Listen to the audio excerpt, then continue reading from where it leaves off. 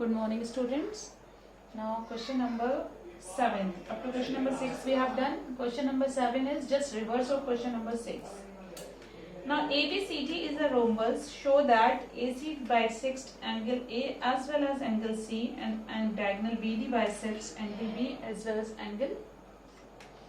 आपको इस क्वेश्चन में ये बताना है कि ABCD एक रोम्बस है, तो जो ये AC है वो एंगल A को भी बाइसेक्ट कर रहा है और एंगल C को भी बाइसेक्ट कर रहा है, और जो डायगोनल BD है वो एंगल B को भी बाइसेक्ट कर रहा है और एंगल D को भी बाइसेक्ट कर रहा है। तो क्वेश्चन नंबर 6 में हमने क्या करा था? क्वेश्चन नंबर 6 में हमने ये करा था कि अगर कोई पैरेललोग्राम है और वो एंगल A को बाइसेक्ट कर रहा है तो वो C को भी बाइसेक्ट करेगा और therefore it is a rhombus. अब उसका रिवर्स है कि ये एक रोम्बस है तो ये A और C दोनों को बाइसेक्ट करेगा। Just reverse of question number 6। Question number 6 में ये था कि अगर ये एंगल A और C को बाइसेक्ट कर रहा है कोई पैरेललोग्राम का डायगोनल तो वो एक रोम्बस है, और यहाँ पे क्या है कि अगर ये एक रोम्बस है तो वो दोनों उसके डायगोनल्स जो है वो उसके अपोजिट एंगल्स को बाइसेक्ट करते हैं।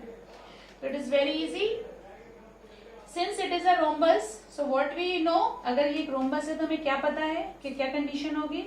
सो देखिए, इन ट्रायंगल, पहले हम एंगल ए के लिए कर रहे हैं। In triangle A C D, in triangle A D and C, what is given to us? It is given to us AD is equal to CD। क्यों? Because ABCD is a rhombus, और जब ये rhombus है तो sides are equal. ठीक है, सबसे पहले तो हमें ये गिवन है कि ABCD is a rhombus, therefore AD is equal to BC। अब देखिए, ये एंगल 1 है, ये एंगल 2 है, this is angle 3 and this is angle 4। Now we know this angle 1 is equal to angle 3। कैसे? एक प्रॉपर्टी हमने पढ़ी थी कि that the angles opposite to the equal sides are always equal.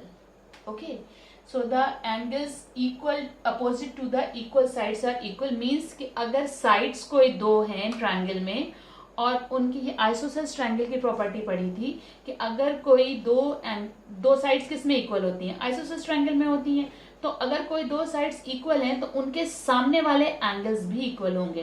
तो AD के सामने वाला एंगल क्या है? एंगल 3, और DC के सामने वाला एंगल क्या है? एंगल 1।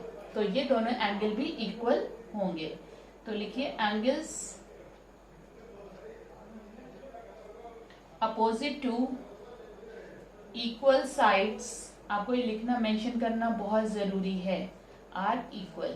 कि हम किस प्रॉपर्टी से लगा रहे हैं ये हमें लिखना बहुत जरूरी है कि angles equal to opposite sides are equal. ठीक है, सेकेंड प्रॉपर्टी हो गई हमारी। नाउ थर्ड हमें क्या प्रूव करना है? हमें देखिए प्रूव क्या करना है, हमें ये प्रूव करना है कि एंगल 1 और एंगल 2 इक्वल है और एंगल 3 और एंगल 4 इक्वल है, तभी तो ये इसको बाइसेक्ट कर रहा है। बस यही प्रूव करना है। तो next step is angle 3 is equal to angle 2। देखिए कौन से एंगल है ये? They are alternate angles, they are alternate angles. यार समझ लो ज्योमेट्री में क्या है। ज्योमेट्री इज जस्ट लाइक कि नाक को आप इधर से घुमा के पकड़ो, उधर से घुमा के पकड़ो, किसी भी तरीके से घुमा के पकड़ो और प्रूव कर दो कि फेस के ऊपर सेंटर में है, और कुछ नहीं आपको प्रूव करना है। आपको लाइन को इधर उधर इधर उधर घुमा के सिर्फ प्रूव करना है। तो angle 3 is equal to angle 2। तो अब आप इनसे क्या आपका कंक्लूजन निकला? From these two equations what does it means? It means angle 1 is equal to angle 2। That means angle 1 is equal to angle 2, and which implies that, what does it employ? It implies that it bisects angle A. Therefore AC bisects angle A. अभी हमें C का भी proof करना है। C का कैसे proof करेंगे? Now angle 1 is equal to angle 4। कैसे? Angle 1 is equal to angle 4। Again alternate angle, transversal है ये, AC एक ट्रांसवर्सल है दो पैरेलल लाइंस के बीच। Alternate angles which employs that angle 1 angle 4 के बराबर भी और एंगल 1 एंगल 3 के भी बराबर है। तो इन दोनों इक्वेशन से आप क्या निकाल रहे हो कि that angle 3 is equal to angle 4, therefore AC bisects angle C। हो गया? AC bisects angle C. In the same way आप यहाँ एक ड्रॉ करोगे डायगोनल बी डी, और इसको आप लिखिए 5, here it is 6, here it is 7, and here it is 8. In the same way you have to prove that BD bisects angle B and angle D, and this you have to do by yourself. Similarly, we can prove that BD bisects angle B and angle D. This you have to do, and it is your homework कि कैसे आप prove करोगे. In the same way you have to prove this. B D is also the bisects angle B and angle D. Now question number 8. ABCD is a rectangle in which diagonal AC bisect angle A as well as angle C. ABCD कोई एक rectangle है. चलिए बना लिया हमने ABCD. सबसे पहले तो ज्योमेट्री में आपको क्या करना पड़ता है, जो भी दिया होता है उसकी फिगर ड्रॉ करना होती है. तो ABCD एक डायगोनल एक रेक्टेंगल है जहां AC जो है वो उसका डायगोनल है और वो बाइसेक्ट कर रहा है किसको, एंगल A और एंगल C को. दैट मीन्स ये एंगल 1 हो गया, ये एंगल 2 है, and this is angle 3 and this is angle 4. 4 angle हो गए.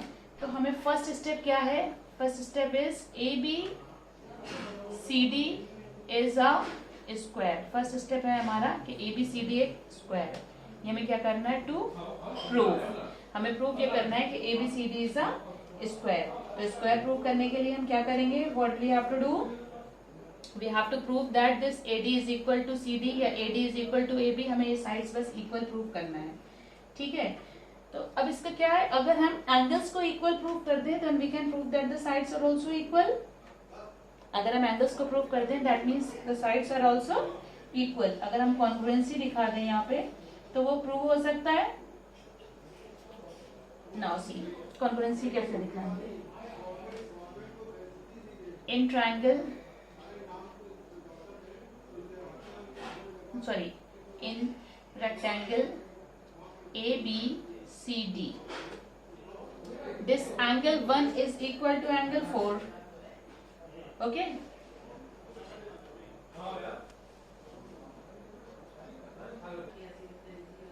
So now in rectangle ABCD देखिए ABCD, this angle 1 is equal to angle 4, is equal to angle 4.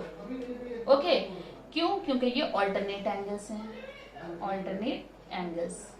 And what rest, angle 3 is equal to angle 4.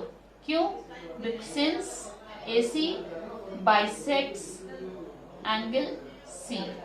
अब angle 1 is equal to angle 4, angle 3 is equal to angle 4, which implies that angle 1 is equal to angle 3 from these two equations. Angle 1 जब angle 3 के equal हो गया, which implies that जब opposite angles equal हैं तो इसका मतलब sides भी equal हो जाएंगी. AD is equal to CD because sides opposite to equal angles are also equal. Okay, तो AD is equal to CD हमने प्रूव कर दी. इसका मतलब ये एक स्क्वायर है because therefore ABCD is a square. कैसे हुआ स्क्वायर, क्योंकि स्क्वायर किसी भी पैरेललोग्राम में therefore ABCD is a square since adjacent sides are equal. अगर दोनों sides adjacent sides equal होगी that means it is a square. And second point is to prove diagonal BD bisects. अब हमें ये prove करना है कि डायगोनल BD जो है वो बाइसेक्ट कर रहा है, जैसे आपने ऊपर वाले में करा था. ऊपर वाले में हमने नहीं आपको शो करा, चलिए यहाँ पे करके दिखा देते हैं. 5, 6, 7, 8. What we have to prove that angle this BD bisects angle to prove angle 5 is equal to angle 6 and angle 7 is equal to angle 8. बस हमें यही प्रूव करना है. तो it is very easy. In triangle ADB, in triangle AD, ये थोड़ा सा confusing वाला है तो इसलिए एक दिन में हम बस 2 क्वेश्चन करेंगे, not more than 2 questions on one day. एक दिन में बस 2 क्वेश्चन करेंगे और आपको वो दोनों क्वेश्चंस बिल्कुल ऐसे हो जाना चाहिए कि ऑन योर टिप्स. एक ही चीज है, देखिए बिल्कुल वही ऊपर वाला है. इन ट्रायंगल ABD अब since AD is equal to AB, क्योंकि हम ऊपर प्रूव कर चुके हैं स्क्वायर है, ABCD is a square, therefore angle 5 is equal to angle 7। Angle 5 is equal to angle 7 क्यों? वही फिर से लिखेंगे, angles opposite to equal sides are equal and angle 5 is equal to angle 8, alternate angles। इन दोनों equation से क्या निकल के आया? Angle 7 is equal to angle 8। therefore BD bisects angle D। अभी हमें ये देखा है, अब हम कौन सा एंगल देखेंगे? In triangle BCD। अब इधर प्रूफ करना है B को।